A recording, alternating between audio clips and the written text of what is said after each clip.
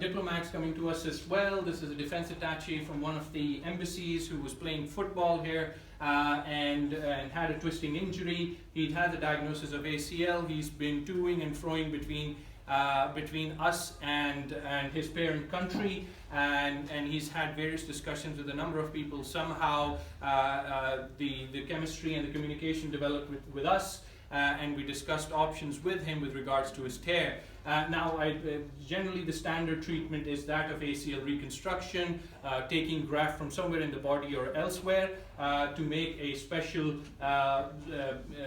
ligament for him. But if there are specific indications where there is enough ACL, we can actually repair it.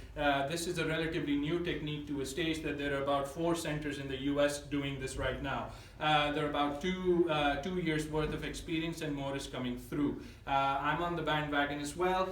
Just a bit of an illustration as to what happens when there's an ACL injury. You can see that there's significant wobble in his knee. The knee stops to flop back, and it can't be held into its certain position. And also, whilst rotation and movement, it clunks in and out, which the normal knee shouldn't. And the reason for this, the reason to stop this clunking is actually not the stable knee, but to prevent arthritis, which can happen in the future. So this gentleman requires a stable knee to prevent or delay whatever damage has been done to him.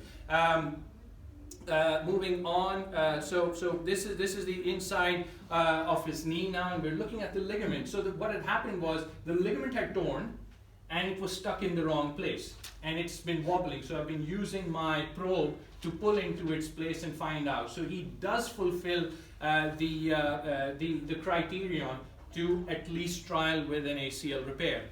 This is a technique where we use special kind of vices and instruments to pass it through. These tiny holes is where we go through with the ultra strong sutures, and we loop it and make stitches on the outside prior to passing it back into the knee. I'll just go through these just so that you can see that we're looping this. This looping happens a number of times, and the term used is that we whip stitch it twice, so that we're strengthening and augmenting the torn ACL, and obviously tightening it through on the inside, on the outside, to bring it up on the inside.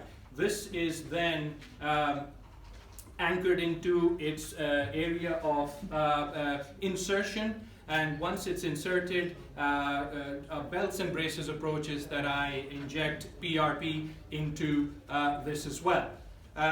These are again bioabsorbable sutures, and you can see once it's stable, we recheck the stability and check if that clunking is gone, and he's got smooth ranges of movement. 6 weeks later, he's back with us, despite me telling him to avoid all forms of football for 9 months. He comes and tells me that he's played and scored well. I worry about him, and I'll carry on worrying about him, but he seems to be not bothered with it. So, which is a good sign, at least for now. His quality of life is back.